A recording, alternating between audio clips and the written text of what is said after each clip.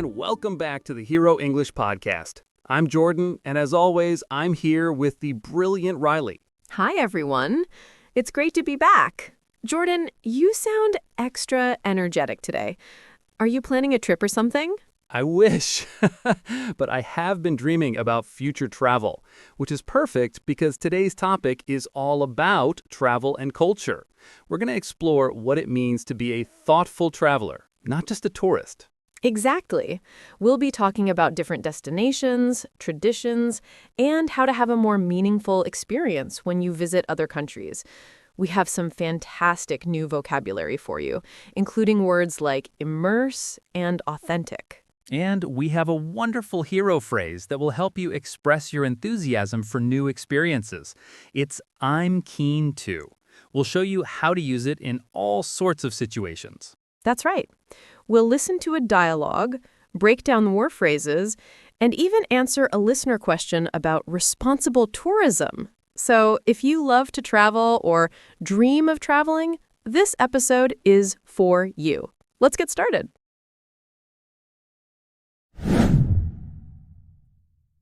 All right, let's dive into our first word, which is immerse. To immerse yourself in something means to become completely involved in it. For travel, it means getting deep into the local culture. Ooh, I love that idea. So you could say, when I go to Italy, I want to immerse myself in the language and the food. That is a perfect example. Another one could be, she moved to the countryside to immerse herself in nature. It's about total involvement. Okay, I see. So is it correct to say I want to immerse into the culture?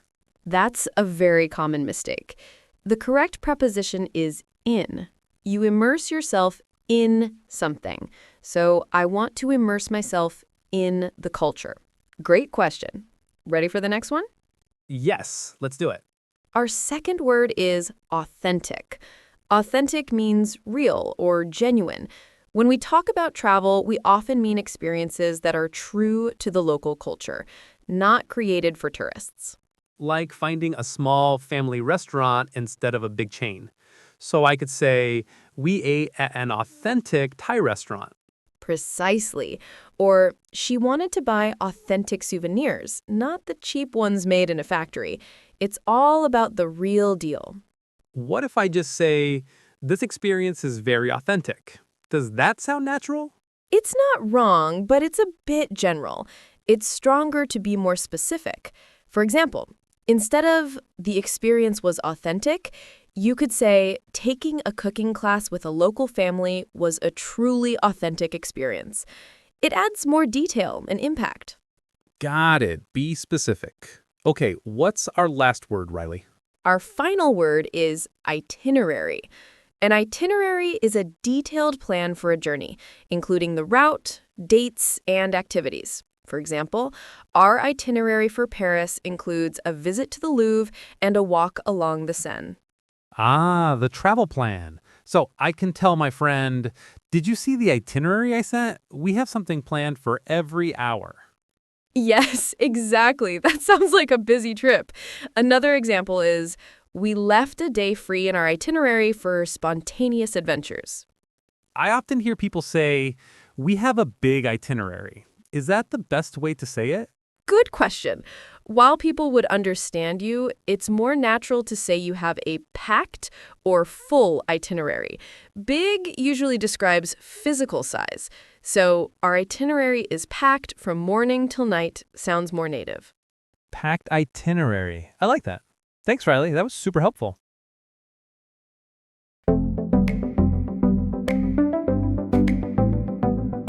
Hey Anna, have you had a chance to look at the draft itinerary for a trip to Japan? Hi, Tom. Yes, I just saw it. It looks comprehensive. Maybe a little too comprehensive. Visiting 3 cities in 5 days seems ambitious. I know. I just don't want to miss anything. But you're right. Maybe we should focus on just Tokyo and Kyoto to have a more authentic experience. I agree. I'd rather really immerse ourselves in the culture of 1 or 2 places than just rush through. I'm really keen to try a traditional tea ceremony in Kyoto. Oh, that's a great idea. Let's add that. I'm keen to explore the Gyeon district and see the traditional architecture. We should look for experiences that aren't just for tourism. Exactly. Let's find some local restaurants, maybe even a cooking class. I want to come back with stories, not just photos. Okay, so what's the plan? Should we cut Osaka from the itinerary completely? How about this? We make Kyoto our base for 4 days. We can do a day trip to Nara to see the deer, but we leave the evenings free to just wander and explore. No strict schedule. I like that. A less packed itinerary means more room for spontaneous discoveries. That sounds much more relaxing. Perfect. And in Tokyo, I found a small, family-run guest house. It should be a very authentic way to experience Japanese hospitality. You're much better at this planning stuff than I am, Anna. I'm so excited. I'm keen to just get going now. Me too, Tom. It's going to be an amazing trip. Let's book it. That was a great dialogue. Now let's expand on some related phrases. First up is off the beaten path. This means a place that isn't popular with tourists. So instead of the Eiffel Tower, it's a small, hidden cafe in a quiet neighborhood. Exactly. You could say, we found a beautiful beach off the beaten path that was completely empty. It's about finding those unique, undiscovered spots. I used to just say a non-tourist place. Is off the beaten path a more natural way to say that? Yes, it's a very common and descriptive idiom. Now, our next phrase is culture shock. This is the feeling of confusion or anxiety you might feel when you experience a very different country or way of life. Oh, I've definitely felt that. The first time I visited a country where dinner time was 10 p.m., I experienced some serious culture shock. I was so hungry. That's a classic example. You could say, despite reading about the country, he still experienced culture shock when he arrived. It's a normal part of traveling. It really is. You can't prepare for everything. True. Let's move on to local cuisine. This is a simple but important one. It just means the traditional food and dishes of a particular region or country. So, sushi is part of Japan's local cuisine, and pasta is part of Italy's local cuisine. Perfect. A common mistake is just saying local food. While that's okay, local cuisine sounds a bit more sophisticated and specific. For example, trying the local cuisine is the best part of traveling for me. I agree 100%. What's our last one? Our final phrase is the opposite of going off the beaten path. It's a must-see attraction. This is a very famous and popular place that tourists are advised to visit. Like the Great Wall of China or the Colosseum in Rome. You can't go there and not see them. Exactly. You'd say the pyramids are a must-see attraction for any visitor to Egypt. It's a useful phrase for giving travel advice.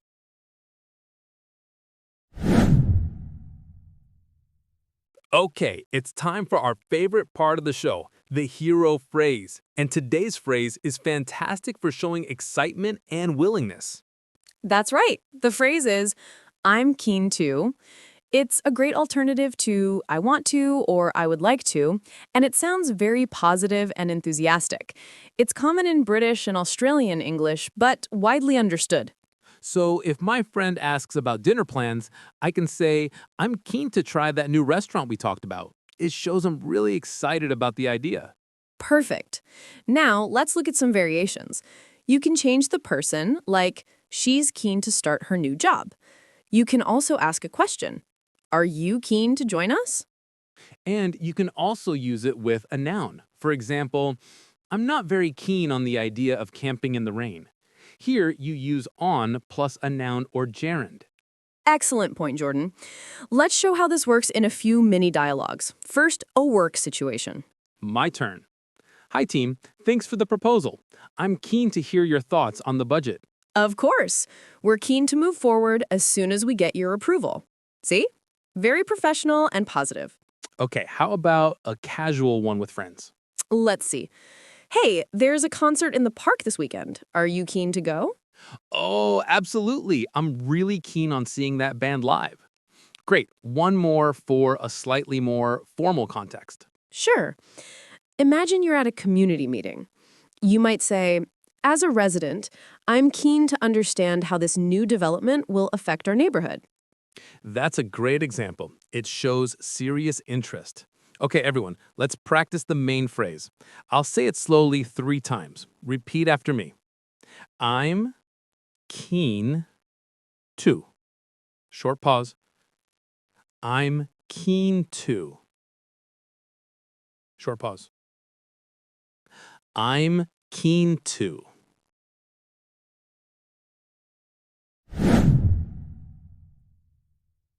You know, Riley, I really liked the dialogue between Tom and Anna. It felt so natural.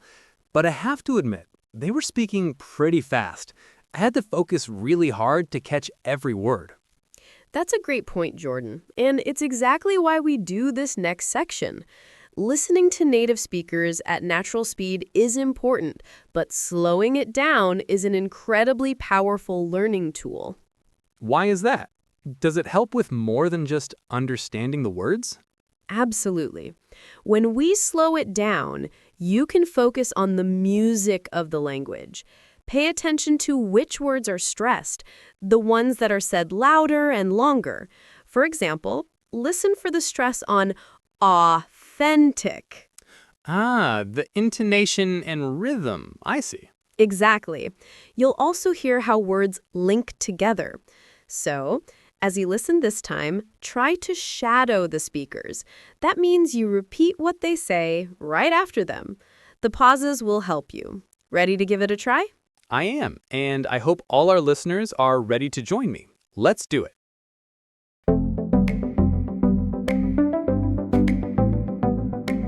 Hey, Anna, have you had a chance to look at the draft itinerary for our trip to Japan?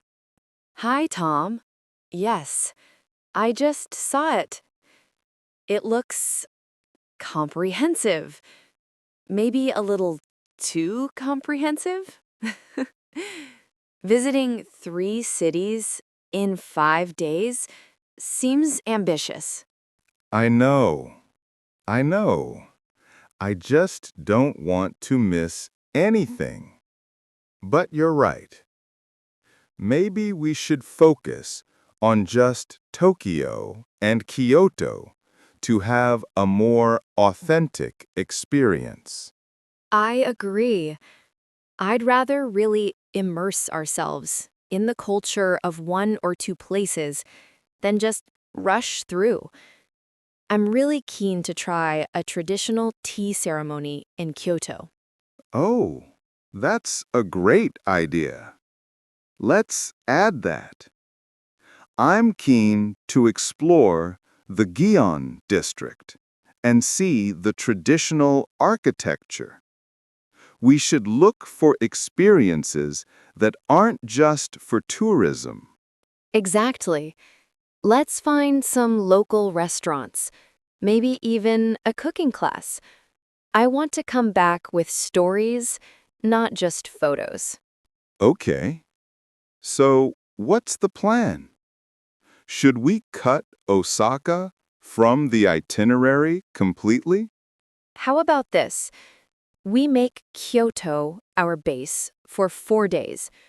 We can do a day trip to Nara to see the deer, but we leave the evenings free to just wander and explore.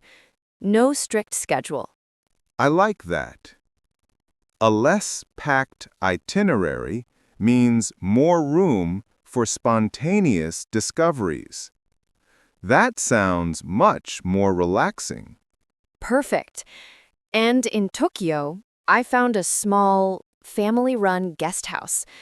It should be a very authentic way to experience Japanese hospitality.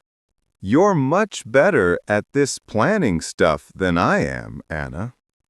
I'm so excited. I'm keen to just get going now. Me too, Tom. It's going to be an amazing trip. Let's book it.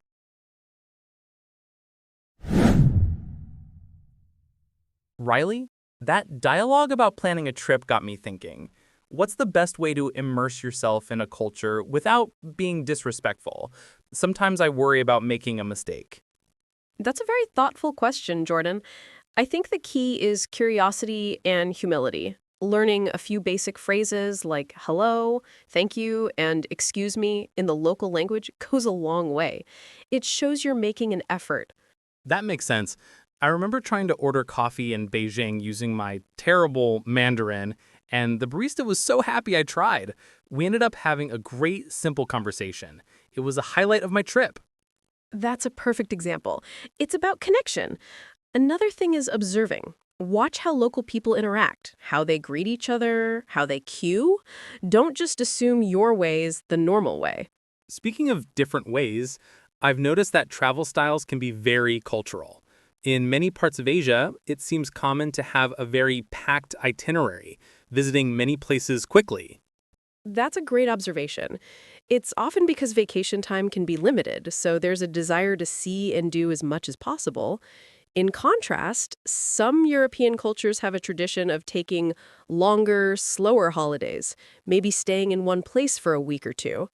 Neither is right or wrong, just different priorities. Exactly.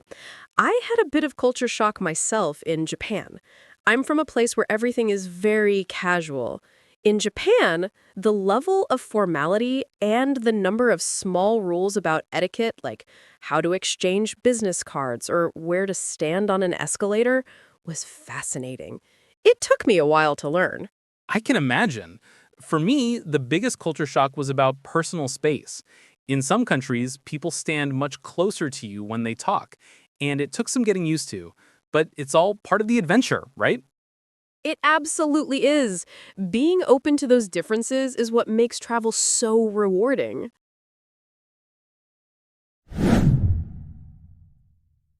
All right, it's time to answer a question from one of our listeners. This one comes from Ling in Shanghai, and it's a really good one. Ling asks, how can I be a good tourist and not just a consumer? I want to experience real culture. What a fantastic question, Ling. It shows a real desire to connect, which is the heart of meaningful travel. I have 3 simple tips for this. We're listening. First, focus on contributing to the local economy. Instead of buying souvenirs from a big tourist shop, try to find a local market and buy directly from the artist or craftsperson. Eat at family-owned restaurants. So think about where your money is going. I like that. Second, be a learner, not just a spectator. Instead of just taking a photo of a famous temple, take a few minutes to read about its history or what it means to the local people. Ask respectful questions if you have a guide. So be curious. Exactly. And third, slow down. Don't try to see 5 cities in 5 days. Spend more time in one place. Sit at a cafe and just watch the world go by. Wander through a neighborhood with no plan. That's often where the most authentic moments happen. That's great advice, Riley. So, to summarize for Ling, to be a good traveler, you should support local businesses, stay curious and learn about the culture, and slow down to really experience the place you're in. You've got it. It's about the quality of your experiences, not the quantity.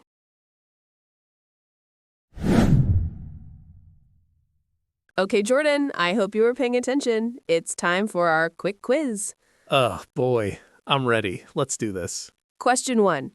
What is an itinerary? An itinerary is a detailed plan for a trip, including your route and activities. Correct. 1 for 1. Question 2. Fill in the blank. To find a unique and quiet spot, you should travel blank the beaten path. I think it's outside the beaten path. Ah, so close. The correct idiom is off the beaten path. Off the beaten path. It's a fixed phrase, so we always use off. Darn it. Okay, I'll remember that. Off the beaten path. No worries, that's a common mistake. Last question. True or false? If you are keen to do something, it means you're very excited to do it. That is definitely true. It's our hero phrase. You got it. 2 out of 3 is a great score. Now, to everyone listening, why don't you try answering those questions out loud? It's great practice.